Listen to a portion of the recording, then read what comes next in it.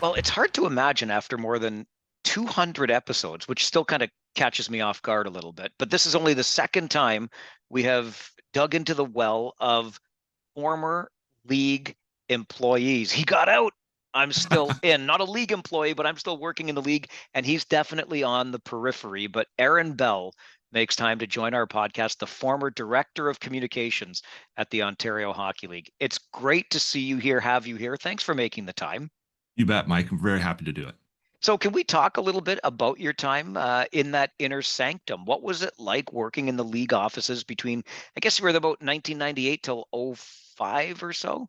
Yeah, about that. Yeah, hard to believe. 25 years ago, I first started there, and yeah, it was quite a ride. I mean, to begin with, I had no business being there at all. To begin with, it was kind of one of those things. I grew up here in Belleville. I cheered for the Bulls. Always thought, how exciting would it be to get a chance to work in hockey, work with the Bulls, that kind of thing. And I got a chance first to work with the Canadian Hockey League with a company called CHL Services, and they used to do like the merchandise, the branded merchandise for the whole league. So we did lots of pucks and mini sticks and jerseys and things like that, souvenirs. And so I was kind of a sales rep type of role and production manager, and got to know people that way and doing different jobs with teams around the league and getting to kind of know the league a little bit, understand the league a little bit that way. And that was a pretty interesting job for me.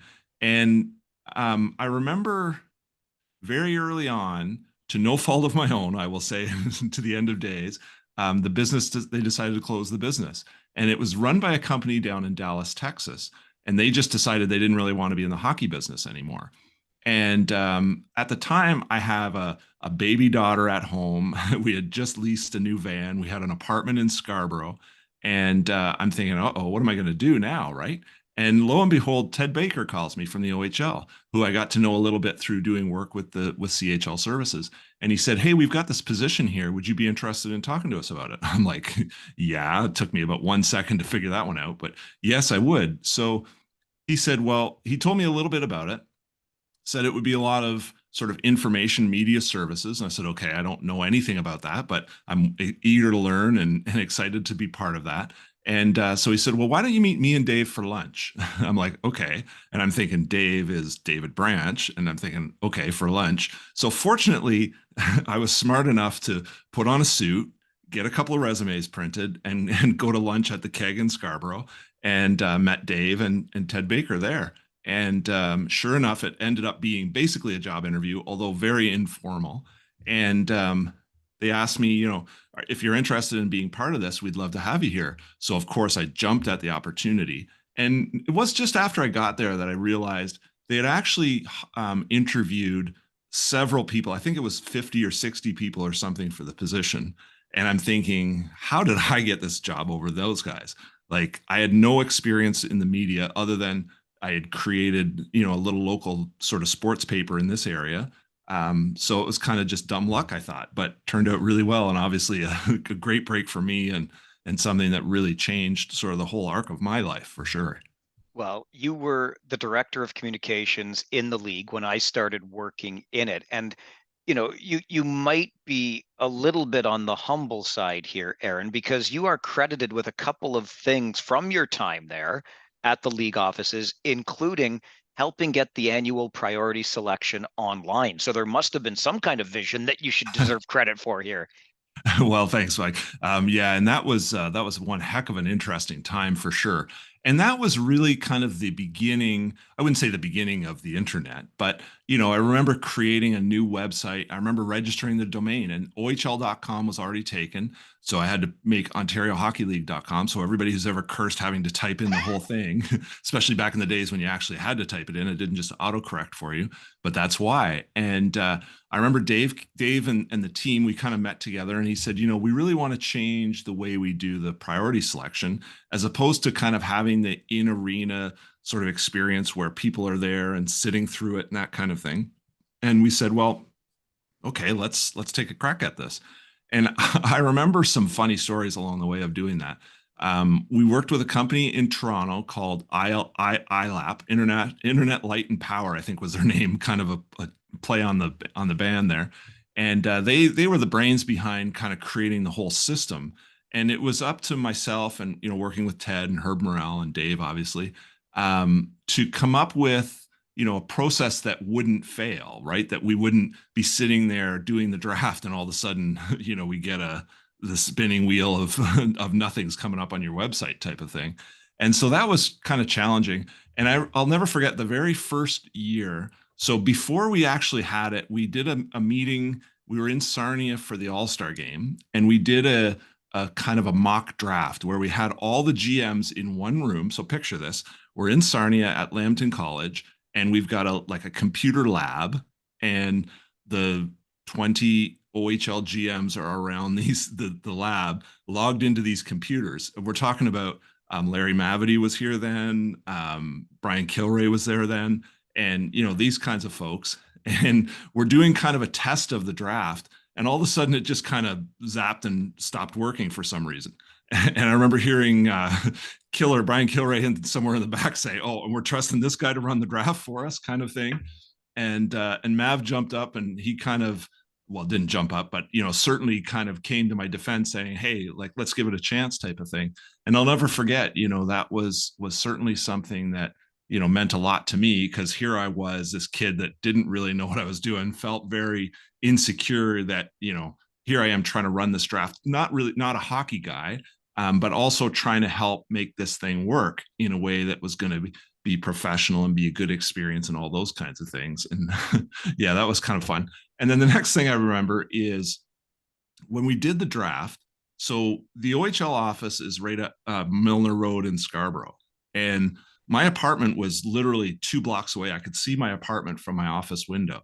And our backup plan on that very first draft was we go to my house and dial up the internet there. Like, if the internet in the building fails, what are we going to do? So we had, and this is certainly before you're going to just dial it up on your phone and get any decent service.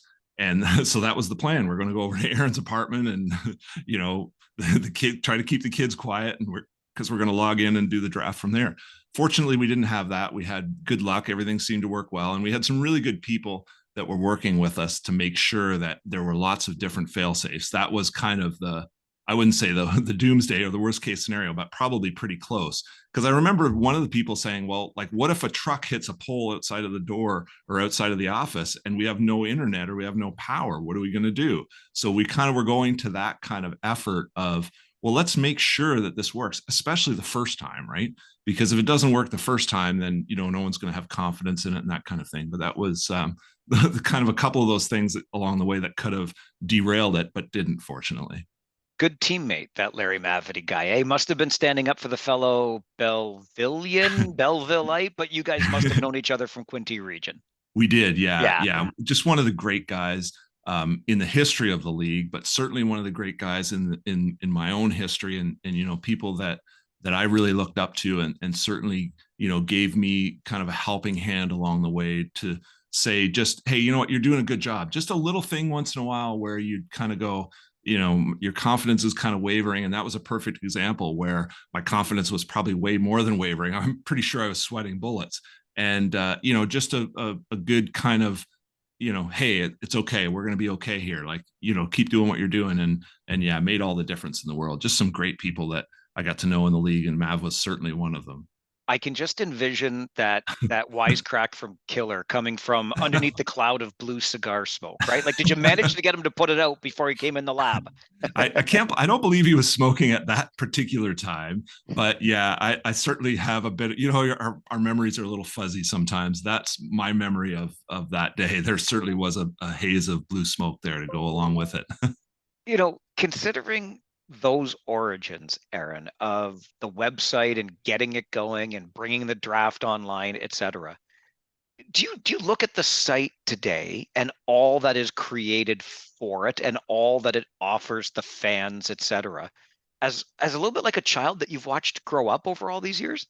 Yeah, somewhat. I mean, I've been disconnected from it for quite a while, but yeah, I absolutely do. Another huge element of it that made, I think, a big monumental change was when we went into the live statistics era. And my dates are pretty fuzzy, but I remember prior to that, what we used to do is we had a statistician well, Herb Morrell was our guy in the office, still is there, and terrific, has a terrific head for those kinds of things, really understands it. And I remember we had a lady in Calgary, and every team at the end of the game would fax their game sheet to the lady Kathy in Calgary, and we were taking advantage of the time difference. And she would input all the game information into the stats system, and then it would run reports. And the next morning, you could go online and you could see who the scoring leaders were, what the standings were, and things like that. But it didn't happen live. It didn't happen in real time like it does now. And I remember, looking at that and thinking, this is a great opportunity for us to bring the league forward, in a big way by having this game information happening live. And that was another thing we kind of worked with that same company that we had worked with for the draft, and built an online system where teams could enter the information as it went. And that really changed, I think, a lot of things. And one of the other things it did is it made a huge impact on the amount of traffic that the website got. So instead of logging in the morning to see what the stats were, people could kind of see it in real time and see what the game scores were and that kind of thing. And then, of course, it evolved to you could get it on your phone and all of those kinds of things. So that was definitely one of those. But yeah, I look at it all the time, and I use it a lot for different research and things like that, and think there's just so much great information there. And to think that, when I started, none of that was available. It was very much I'd get a call from the Kitchener Raider folks saying, hey, who's the scoring leader for this or that? And, you'd literally be doing a lot of that stuff by phone and sharing it that way, or email. But yeah, that once we got it live, that seemed to, I think, really change things and take it to the next level for the whole league. I can't imagine, to be honest with you, Aaron, the number of points of contact you would have had from media members, from teams, etc., as that guy, the director of communications with the Ontario Hockey League. You must have been, your phone was probably ringing all the time. It was definitely, a busy spot. Now, when I got there, Herb had obviously already been there for several years. David Branch obviously had been there for several years, and Ted Baker had been. So often it took people a while to even think, oh yeah, we can call Aaron now to get that information. So I wasn't necessarily the first point sometimes, but certainly was enough that had a lot, and met so many wonderful people working the different event games, Memorial Cups, All-Star games, things like that. And it's just such an unbelievable league. The people are really what make the league special. And you hear people say that all the time, but when you work in the league and you start to sort of see things, especially as you get older, as we all kind of, as we age, we start thinking, oh, you know what, I kind of miss these things, or I sort of start to maybe appreciate how people act and how people treat you. And it really is a pretty special thing. You talk about those special people and the events and those things that make work in this area so much fun. It's always different, it seems. But is that what led you to what you're doing today with Lot 48 Productions and Hockey Docs? Yeah, absolutely. So, when I left the OHL working there full time, basically I wanted to move back to Belleville. I knew my kids were getting into sort of school age, and I was like, I don't want to raise them in Scarborough necessarily. I'd like to move back to Belleville. We have family here. My ex-wife, their mom had family here, so we wanted to be here. And fortunately, was able to talk to David Branch and the rest of the team there, and work out a way that I could keep working while being sort of remote. And today in 2023, everyone's working remote, or lots of people are working remote. In 2005-ish, when I did that, they weren't. And it really was an adjustment, but fortunately, had the support of Dave and the team, and they were, willing to try it, and, it worked out. And one of the cool things is from that evolved the whole OHL Images program, as I started kind of doing some more photography, and we were having some challenges with just keeping up with the demand of photos that were needed once we got into sort of the social media era, and that kind of always on type of thing, and then from the media and folks looking for lots of images and quickly. And so that's kind of where the OHL Images program came from, and that also kind of extended my career into the OHL as well. It was a bit of a self-preservation thing, and being able to kind of keep doing that. But again, just kind of another sort of chapter where I was able to learn a lot and work with so many great people. But you're right, like the people in the league are, second to none. And you see that in so many different ways. And, very, very blessed and very fortunate to spend so much time there. I would be remiss if I didn't ask about life in that office, working as closely as you did with the two guys that get all of the pub still to this day, for better or for worse, in Mhm. Ted Baker and David Branch. What was it like being around those guys on a day-to-day basis? Well, we have to restart here. Lots of time there. I would say first and foremost, it was interesting. Like there was always certainly things going on because things would happen that you didn't expect, an on ice incident, an off ice incident, something that all of a sudden would kind of sound the alarm bells and just throw everything into out of your normal day to day type of thing. And there was certainly times where you're like, what's going on here? Are we, are we doing the right things? Are we making sure that we're doing the things that we want to do in the way we want to do it? But I would say that overall, it was such a positive experience, despite there being opportunity for lots of negative things going on around us. One of the things that really stands out to me is David Branch is and was always more focused on doing the right thing than doing the popular thing. And that's not an easy thing to do, especially when you're in the position that he's in, very visible, very public. I remember so many times being with Dave at a game and, people just saying terrible things to him.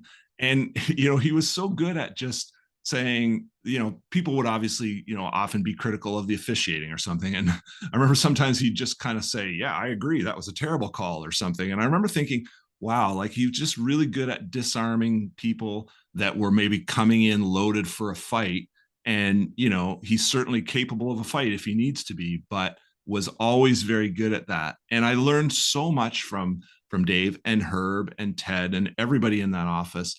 But Dave in particular, just in the way that he always did the right thing for the right reason and put the players first. And I know sometimes people are critical, and I totally understand that. And maybe laugh at that or think that's not true, but I saw it firsthand day after day after day. And whenever there was a decision to be made, he always defaulted to what's the right thing for the players. And when you're talking about a commissioner of a hockey league, in particular junior hockey, and we've certainly seen in the last calendar year or two some huge issues there, some big challenges. That was the right approach, and is no question why after all these years he's still the guy in charge there. You've mentioned Belleville a couple of times, including Yeah. the interest in getting back home, place to raise your kids. I don't blame you for 1 second. I have a great fondness for the Quinte region. I really miss having Belleville on a stop in the OHL. Maybe we'll get to that in just a minute. Sure. But because of your deep roots there and your connections to that community, tell me, Aaron, about the Crawford family and what they mean to junior hockey, major junior hockey in the city of Belleville. Sure. The Crawford family are just, first of all, character off the ice, incredible people. Just an incredible legacy that they've done from Floyd, their father, who was the captain of the Belleville McFarland's team that won the World Hockey Championship in 1959, the Allen Cup in 1958 under incredible odds. And then you get into the kids. So Floyd and Pauline, his lovely wife, had 9 kids here in Belleville. And Mark, obviously, Lou is near and dear to many people's heart in the Kitchener region. Mark and Bob, three boys that all played in the NHL incredibly. They're all coaches and teachers in different ways. Some of the other brothers, like Todd, for instance, just recently retired from a local high school here and has spent his career teaching young people how to get ahead in life, how to succeed in life. And that is a common trait through that whole family. Competitive as it comes. Anybody that's ever had a conversation with them where you were disagreeing about something, you would know they fight to win every single time. But just character and class. And me, my wife Angela and I, we made a film. I think going back about 7 or 8 years ago now about the Crawford family, and decided that was kind of how we got started with our hockey documentary series. And it was just an incredible opportunity to get to really know this family who really we didn't know. I mean, I knew them a little bit here. I knew Lou a little bit from when he was coaching in Belleville, but for the most part, we didn't really know them.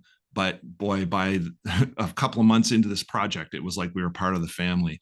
And it was one of those things that, looking back on, I'm so glad that we did that. Both the parents, Floyd in particular, was able to at the time come and watch the film at our local theater and see it, and you could just see his eyes light up when he saw his teammates, his former teammates, and people. And the family really shared with us that that was a special opportunity for them to see him kind of light up again, despite some failing health and some of those kinds of things. So I've got nothing but great things that I could say about that whole family, every single one of them. One of the other documentaries that you worked on that must have had that same personal feel to it was the anniversary celebration of the championship Bulls team from 1999, Charging Bulls. Right. And you also got to screen that one, if I'm not mistaken, at the local theater as well. We did. Yeah, Yeah. we did. So we've got the Empire Theater, it's called, in downtown Belleville. And it's this old theater from, over 100 years ago, but they've just done a beautiful job of redoing it. And if you're a filmmaker of any kind, or film fan of any kind, or music fans, there's lots of music events there. There's no better place that I can think of to go and watch or go and screen your films. And we've been very fortunate to have our films on that screen several times. And yeah, that Bulls film. So the 1999 team, obviously is the one time that this city won the OHL championship. And we got close. those darn Rangers kept us from it one more time about almost 10 years later. But yeah, it was just kind of all of the right things came together. You had the right players, the right goaltender, who was a rookie and kind of from down that area, I believe, and was just sort of everything came together. And then of course Lou Crawford was behind the bench, so part of the kind of the legacy of what his team did, or his family did, as far as championships. And what a incredible honor to bring that story forward. And again, our timing was pretty great. We not long after that lost a great friend in Doc Vaughn, who was the owner of the team at the time, and had brought the team in, was a long time chairman of the board of governors for the OHL, and just was a very special individual who I got the fortunate to spend some time with along the way. And again, got to show that to him shortly before he passed. So in both of those cases, situations where Angela and I would look at each other after and say, okay, so was that worth it? We do this all the time. Was that project worth it? Should we do something like that again? And in both of those cases, it was just things that you can't put a price on, right? You just can't. And their family, who we are still close with, just had nothing but great things to say about that opportunity for their father, their dad, their husband, to see this before his time was done. You mentioned those darn Rangers about a decade later. So that would, of course, be the '08 final. And you and I were chatting about this just before we started recording. Despite coming up short, as the Bulls did in '08, what a final. We just, as Oh, fans, were treated to. Kitchener's up 3-0, and the Bulls roar back to force a seventh game. yeah, it's done, right? Like you're down 3-0, it's over. Yeah, what an incredible series, as you said. And I remember like the coaching in that series, and back and forth, and you're just like, okay, you've got Pete DeBoer, who's obviously one of the great coaches in the history of junior hockey, and is making a name for himself, obviously at the main level. And then you've got Lou Crawford, who terrific guy, very lunch pail kind of guy, and absolutely no discredit to sorry, I'm backing up. I'm mixing up my years again now. But yeah, and then to see George Burnett and the sort of the tactical kind of way that he approached things, and you're just thinking, what's going to happen here? Like, what's going to happen? Who's going to be the star? Who's going to emerge here? And it just seemed like every game somebody else did that. And yeah, what a great series. Obviously fans here were hoping to cheer on another championship team, but it certainly was a great one to watch and to kind of be part of and be able to be involved in, for sure. I know the American Hockey League remains there, so there is still, and listen, it's great hockey, although I don't think you get quite the same attachment to players, because it's kind of like a drop in, drop out league, if you will. Mm-hmm. But uh, does Belleville miss Major Junior? Yeah, without question. I Yeah. would say that very rarely. So I've got two stepsons that are are in hockey. My oldest one, he just finished. He's in 05, so this will be his last year. But they both played for the junior Bulls, and they have for several years. And I would say I probably never once went to the rink to watch them play and didn't get asked about when are the Bulls coming back. Like I think that people just genuinely miss what was there. Now, unfortunately, sometimes I'll kind of remind them maybe you missed something that isn't there anymore anyway, because the days of going and talking to Mav and Doc at the bar about the power play, that those days have long passed anyway. So I think that there's some nostalgia there for sure about the way things were and how great it was. And unfortunately, I think sometimes then people miss what you have now and what's going on here. And, I've been to some games, obviously, here with the Belleville Senators, and it's terrific hockey. You're absolutely right. Like, there's an American Hockey League team in Belleville. Like, what? I'm sure most people say, are you kidding me? Like, how did that happen? And what they did with the building, I think, was really good. Like the dressing room facilities are second to none. I think it's a great place to watch a game. I think they've really done a great job with it. Unfortunately, I think the Senators are faced with, a constant, yeah, but you're not the Bulls. Yeah, but you're not the Bulls. And, they did a great job this year bringing Bulls back and doing an alumni night, and they wore the retro jerseys. They wore the gold Bulls jerseys. And that was a terrific thing. I think people were really excited about that. You're just not seeing people warm up to the team the way that they did with the Bulls. And that's too bad, because obviously it's a results driven thing where you've got to go to games, you've got to support the team if you want to see the team stay. And so it's different for sure, and I think people miss it very much. So A lot of fans of the Ontario Hockey League, Aaron, would remember Jack Miller as the voice of the OHL Game of the Week on Global TV when it was on there on Saturdays, for example. But for people in Belleville, Jack Miller is so very much more. Yes. Yeah, Jack, this one was never in doubt, right? Like, he just had the great golden pipes, great way of calling a game. We were very much spoiled having the opportunity to listen to Jack call games for so long. Not unlike people in Kitchener listening to Don Cameron call games for so long. I mean, you get those voices that just mean hockey to you, right? And I remember, seeing Jack when I was younger and just thinking, man, this guy has really, really done a great job with this league and really done some great things. And I remember we used to have Jack come and host the OHL awards ceremony at the Hockey Hall of Fame.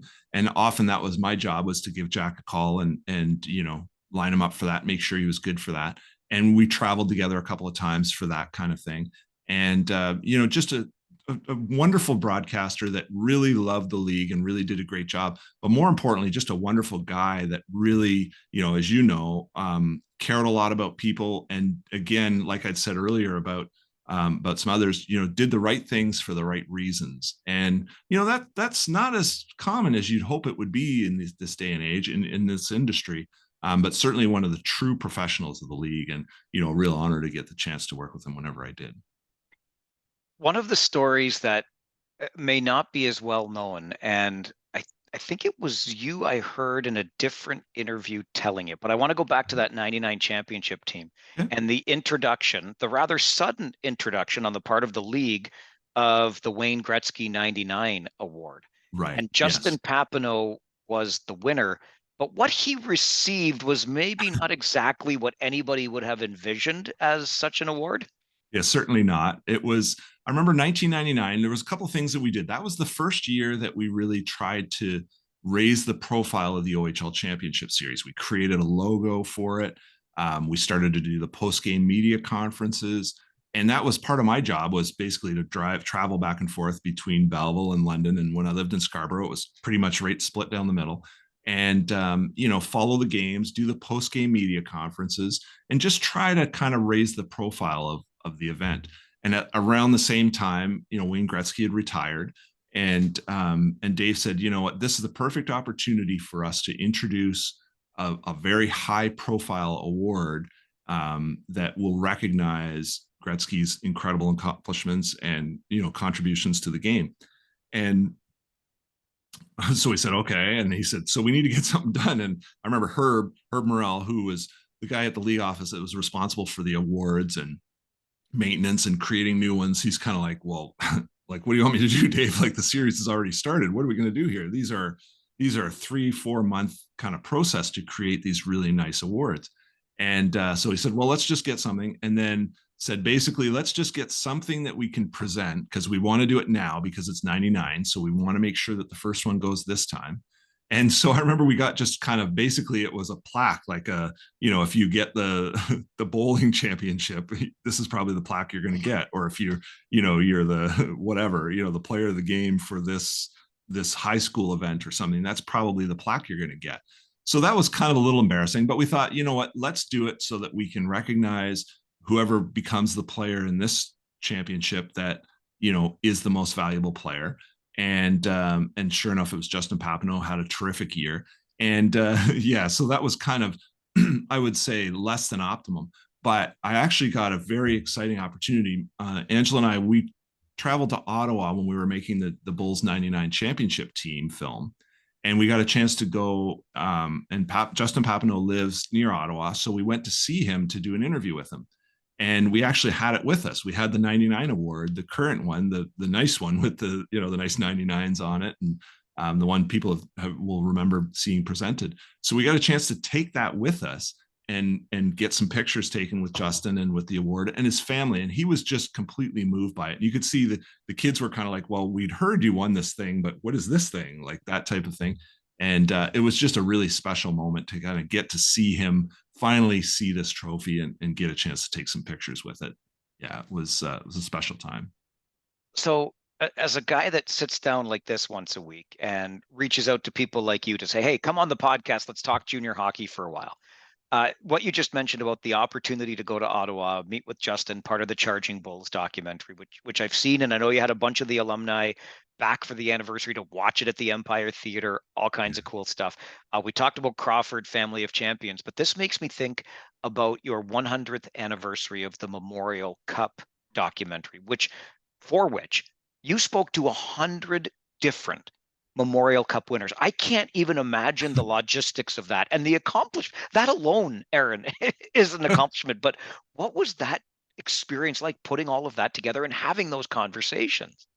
So I would say it was incredible. I mean, I don't know the adjectives to use to say it, how incredible it was, but it was incredible. You talk about the logistics. So Angela and I, we traveled from Belleville. Well, we drove to Toronto and then traveled out west to Winnipeg to begin with, and then we did a 7,000-kilometer loop in a rented Chrysler 300 that we completely destroyed. We did a 7,000-kilometer loop through Montana, Saskatchewan, Alberta, into BC. We got into Vancouver. We were down to Seattle. We were just all over the place. And I remember leading up to that, just trying to we made a map of the teams that we wanted to cover in this film. And I believe there was 20 different teams. And then for each team, we're thinking, okay, so we want 4 to 5, 6 players from each team that we can talk to. And the logistics were ridiculous, like trying to figure that out. And of course, we're talking to people and saying, so we're going to be there on July 4th or 5th or whatever. Are you available?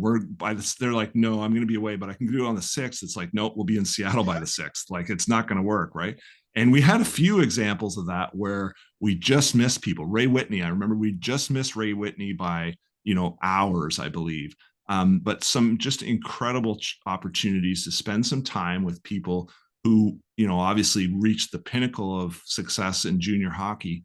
And so many of them we found had then used that to go on to have success in the rest of their life, whether it's as a coach, as a player. Obviously a lot of players went on from there. But people, like, we met people that were now fire chiefs or police chiefs, detectives, CEOs, people that had just done all kinds of different things. And every one of them said, this all came because when I was 17 or 18 or 19 years old, I learned how to work with teammates. I learned how to do my part to make sure that we got where we wanted to go. And I had that dedication and was able to apply it to that. And to hear that over and over again, it really settles into your mind and you start realizing it's not just a cliche. Like, we hear it like, hockey might be, in particular junior hockey, there's an awful lot of cliches, as you know, and sometimes getting people beyond the cliche is difficult, but they're the cliches because they're true. And when you keep hearing these things, you're like, my goodness, what a special thing that is. And to get the chance to talk to, it literally was 100 people that won the Memorial Cup. It was just incredible. Like from players dating way back to the 50s to, as recently as the last few years type of thing. And to kind of stream those things together and put those stories together was certainly one of the highlights of my life. And I know it was for Angela as well. Like we just got an incredible opportunity to tell some stories that, I didn't think I would ever really get the chance to do that, but it was incredible for sure. Do any of those stories that you picked up along that process stand out to you? Yeah, no question. Several of them did. I remember Pete Stemkowski, who played with the Toronto Marlies and then went on to play in the NHL, is now a broadcaster, or was a broadcaster of the New York Rangers. And we went down to New York. We got a chance to go to Madison Square Garden and interview him. And he had an interesting story about Jim Gregory was their coach at the time, and Jim is just a fantastic gentleman that I got the chance to meet several times through the process, mostly in the Memorial Cup selection process, and got to know him a little bit. I remember hearing Dave talk about Jim Gregory and the influence he had on him as a young person. And Pete Stemkowski talked about Jim Gregory. He got there and he's from Winnipeg, I believe, or Manitoba, somewhere out west. And he needed a car. And so Jim gave him his wife's car, which I think was like a little Volkswagen Bug or something like that. And he gave him his wife's car and said, okay, you can use this for the season. And so during the season, of course, as a 17-year-old kid would, he dinged it up. And then when he went to kind of give it back to Jim Gregory, he said, I'm going back to Maple Leaf Gardens. And I kind of parked it so that he couldn't really see it when he came out. He'd have to kind of go around it to see it. And so he kind of got it and got out of there real quick and tried to sort of avoid eye contact with him type of thing. So he seemed to make it through that all right. But one of the things I remember in making the film, so we go to New York, we're in Manhattan, and we're going to Madison Square Garden. And before we did, we're, obviously just coordinating with the people that work there and stuff. And we get this sort of last minute email. We're on our way there. Like we don't really have much time to react. But basically they said, hey, you're going to have to get some union electricians here to manage the lighting situation. And we're like, oh no, like all we're thinking is, how much is this going to cost? We don't have any additional funding for this. Like, Ray Hollowell, our good friend at the CHL office, he's the finance guy. And I'm like, I can't go to Ray and say, we got to hire a couple of union electricians in New York City. He's not going to buy into that. So we're talking to them, and finally we found out, so the lighting that we used was, we had the option to use battery power instead of plug-in power, which we didn't do because, you plug it in just so you don't have to worry about it. But I remember saying to the guy, well, what if we're just holding the light? And he's like, what if we use the battery power? He says, yeah, no problem. But he said, if you have a light stand, you have to have the electrician there to sign off on it, that it's okay. So I said, well, what if we just hold the light? He's like, what do you mean? I said, well, we don't even need the stand. Like Angela can hold the light. We'll put the camera on a tripod and I'll do the interview. So he's like, okay, as long as you hold the light, you don't need the electrician. So sure enough, we get there. And I remember we interviewed Pete Stemkowski, Steve Sullivan we had there as well. And I think we had one other interview there, and I was like kind of embarrassed because we're in this little dressing room, but Angela's there with the light and holding it and trying to not move and just keep it in the right spot. But did a great job with that, and it was just kind of one of those things where we left going, "Whew, that was a close one." It worked out well. But yeah, such a great chance to tell some of those stories, and even looking back on those, I'm like, I don't know how we did it. So if you look at it and go, how did you interview 100 people one summer, which is basically what we did? Honestly, I don't know. If you had to do it again, you wouldn't be able to do it again. That's for sure. It is absolutely incredible. That is an incredible accomplishment, no question about it. And I wonder if after all those conversations with Memorial Cup champions, if a theme emerged, Aaron, that you could, if you were putting together the recipe, what would the ingredients be for that success? Sure. I would say the number one thing that I knew that we found out, and this would be something that not being, I've been around the rooms, I've been around benches, I've been standing on the bench taking photos during Memorial Cups. Like you hear what's going on. But I think the thing I didn't realize was that every player on that team, every player in the room has a role to do. And they have to not only do it and do it well, they have to, want to do it, because as you know, a lot of time you'll get a player that comes in that maybe is a scorer in minor midget, and all of a sudden they're asked to check, or they're asked to do something else. Or you get a guy that's in his draft year they're saying, listen, we need you to kill penalties. And, it's pretty easy to say, well, that's not me. No, I want to be the star. I want to score goals. But you get so many times where, all the players on the team were the best players on their team up until then. And like when they played in minor hockey and that type of thing. And that was the number one thing we saw so many times. They came together as a team. They didn't have any cliques. Like they didn't have, the rookies and the vets and that type of thing. They were a cohesive unit, and they all bought into that thing that they had to do to make the team successful. And the best coaches are the ones that can figure out who's going to do that and make sure that they buy in and they understand, if I do this part, we can win. And if we all do it, we will win. And that's, I would say, the theme that we saw over and over again.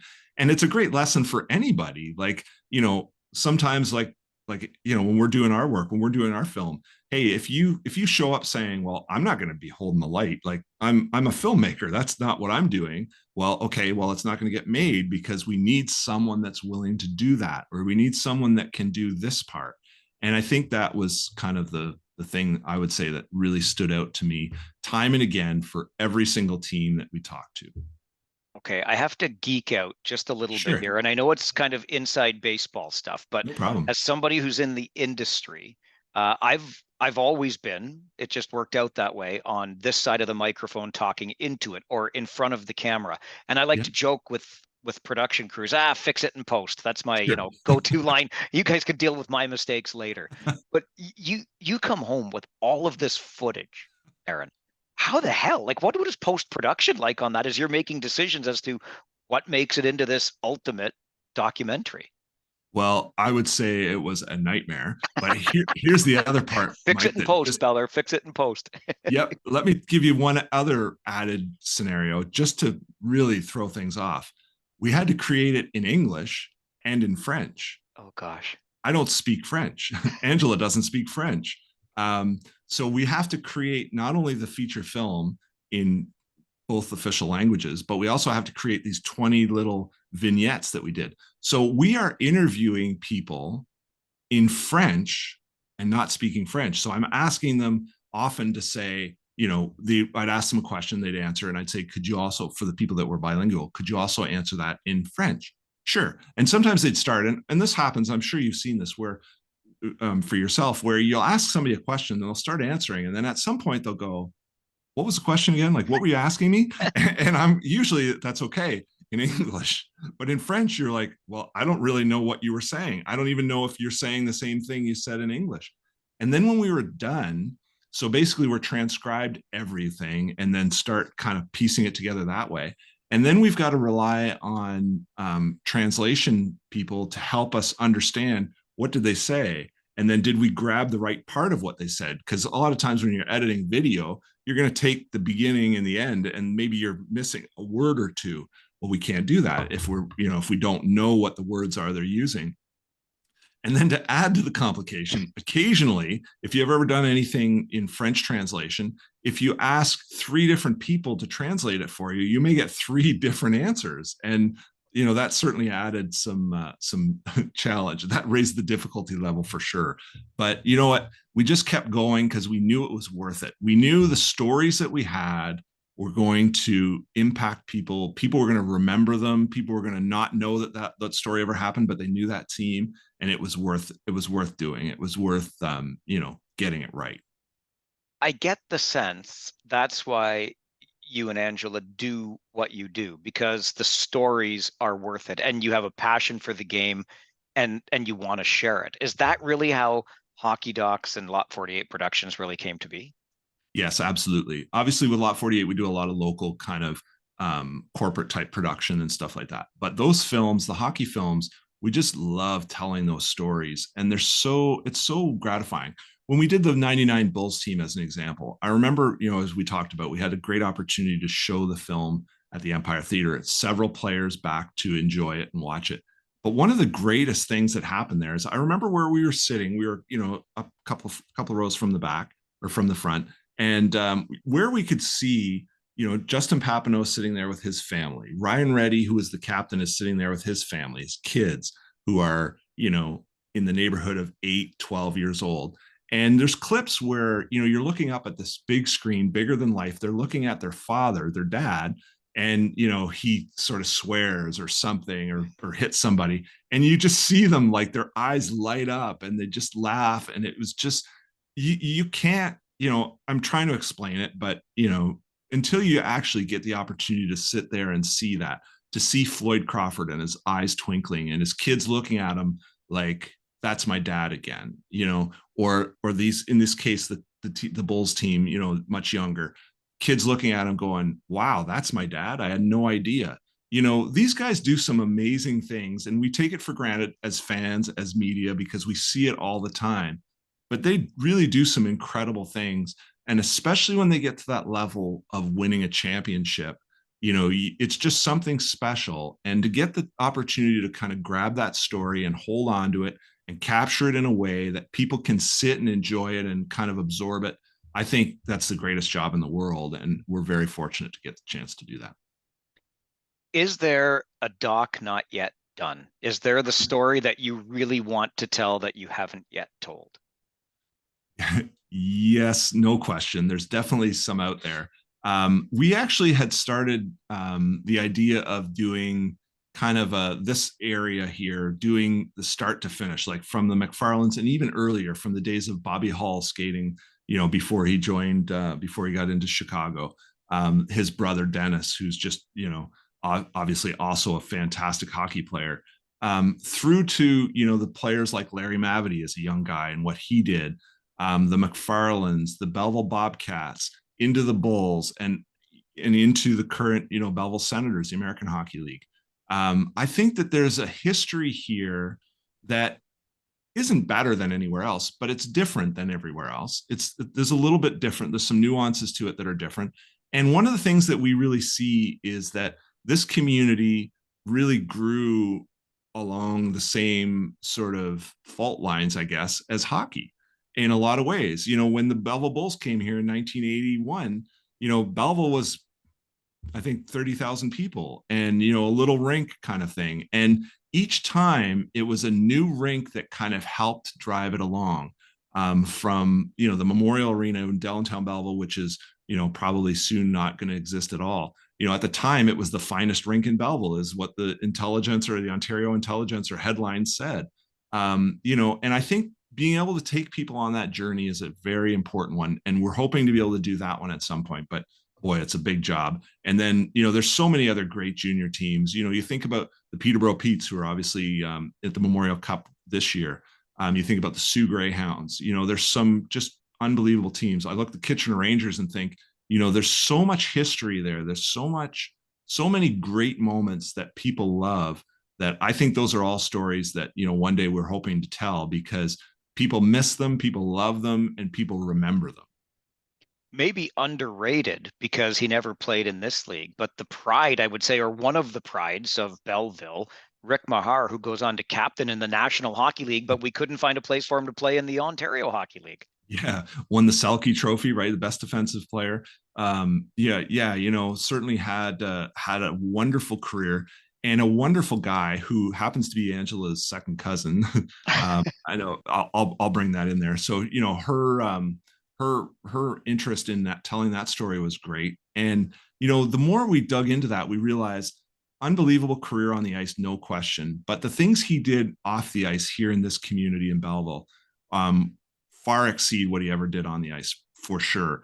Raising money for playgrounds, raising money for underprivileged kids to be able to enjoy life a little bit more. He really did a lot. And those golf tournaments that he used to hold here were legendary. Like, you talk about the who's who of players coming through here. And I'm sure anyone listening to this that played, former players, or, that were aware of that, will remember the Rick Mahar annual charity golf tournament was one heck of a good time. I want to talk with you a little bit before we go about how you're doing today, Aaron, because Sure. I was first made aware from a mutual acquaintance of ours, Sanaya Saperji, that Mhm. you had fallen into ill health, and then the league got behind it too, and they let us all know that you were having some issues with heart attack, stroke, you name it. It was a tough time. Yeah, What happened, and how are you? well, I'm good, thank you. It was kind of all of the above. So, Yeah. yeah, back in November of 2021, so about a year and a half ago, had woke up in the morning feeling great. Texting Angela, she was away with one of the boys at a hockey tournament down in Niagara, and all of a sudden just started feeling not good. Like there was something kind of amiss for sure. I didn't know what. Wasn't sure if I should call an ambulance. Like just didn't know. Called Angela and said, our other son was here. I said, could he, let's have him come out. He happened to be home from work. I was kind of in the car. I was going away and it came back. And he came out to kind of help me and recognize right away, okay, this is a problem. So he called 911 and to the hospital in Belleville. They very quickly realized what was going on with me, which they thought was a stroke initially. It was presenting symptoms like a stroke. And then they recognized that it was actually what's called an aortic dissection. So the aorta, your main valve or your main artery going to your heart, tore open, which is obviously, whether you're a medical person or not, can understand that's a bad thing to happen. So they rushed me to Kingston, had a 9.5 hour open heart surgery in Kingston to repair that tear. Needed a triple bypass to kind of get things going again. And then weren't sure was I going to survive. Of course, that was number one thing. But if I did, would I walk again? Would I talk again? Would I have function? All of those kinds of things. And obviously got great care. Spent about a month in the hospital in Kingston, and then got moved back to Belleville and spent another month in the hospital here, doing some rehab and just kind of getting back to literally back on my feet, learning how to walk again, and all those kinds of things. Had my wonderful wife Angela right by my side the whole time, and helping me get back to where I am now, which is still not 100%, and it's pretty clear to me I'll never be 100% again, but extremely grateful to where I am. Being able to walk and all those kinds of things. We went back to see the surgeon about 6 months ago in Kingston, and he just said, I can't believe you walked in here. I thought you would spend the rest of your life in a wheelchair. So, just some very obviously dire circumstances that worked out, and fortunately was able to pretty close to fully recover. And I can't tell you, like, that outpouring of support from around the league, from around my community, around this whole hockey world, was just unbelievable. I remember Angela coming into the hospital and telling me a little bit about this. And I don't think I really understood what she was saying. She probably had to tell me a few times. And to see some of the names of people that, I had known a long time ago and had probably not even talked to in many years, that had contributed financially, but also with some best wishes, some real, really heartfelt wishes to get better. And, that was just an absolutely incredible thing that I don't know how I would ever kind of explain what that meant to me and to Angela, to my whole family. It was just like an incredible thing that, came out of obviously a bad situation, but just shows you the community, this community that have the good fortune of working in and being in, was just absolutely incredible. You know, not a single person listening or watching this on our YouTube channel would have any idea. They wouldn't be any the wiser had we not talked about it. And I'm Right. sure this is the sort of thing, Aaron, that just changes your perspective on life in general, doesn't it? Yeah, no question about it. I certainly recognize that someone was looking out for me there. The response I actually said when I got out of the hospital, it's too bad, and this sounds kind of a little kind of morbid, I guess, but I said it's too bad most people have to die for this kind of thing to happen. I had the good fortune to actually see that it happened, see the way that, the impact that I had on people that, like, literally haven't talked to in decades, that said, hey, I remember this or I remember that, and I hope you're doing well and I hope you get better, and those kinds of things. It just I don't know how to put that in words, but it's absolutely incredible. the care you receive that I received in the hospital, the care that I received from the community, the care that I received from the hockey community, my friends and family in the OHL is just, how do you put words on that, right? It's just unbelievable, life-changing for sure. This game is better without question with you and Angela a part of it. Where can we find the work that you're doing? We want to check it out. Sure. Well, thank you. Hockeydocs.com, or on YouTube. You can find it on YouTube, but hockeydocs.com is probably the easiest way to go and kind of find the stuff that we're creating. This has been so much fun. We've been crossing paths in so many different ways, kind of like ships in the night over all these years. To get the time to sit down with you and have this conversation, very grateful for it. Thanks for joining me. You bet, Mike. I'm very grateful as well. Great to talk to you. Thank you.